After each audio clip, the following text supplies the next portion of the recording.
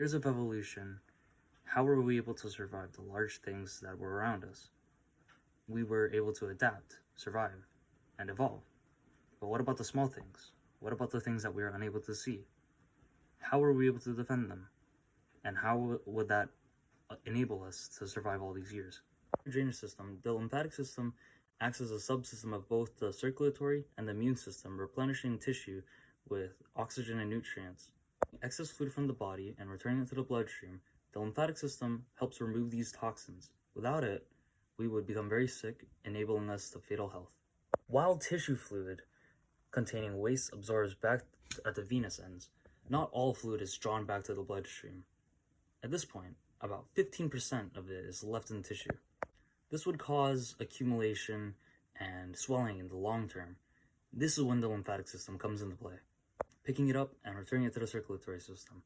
Otherwise, it would cause lymphedema, which is a swelling that causes pain and enlargement of the area, and it would also enable infections and cancer.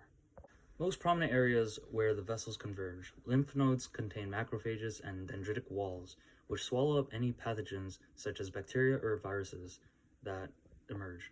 Also containing lymphocytes, T and B cells, which are evolved in adaptive immune response, a process that produces activated lymphocytes and antibodies specific for invading pathogens. These are carried by the lymph to the bloodstream to wherever it is needed to maintain balance within the body's liquids.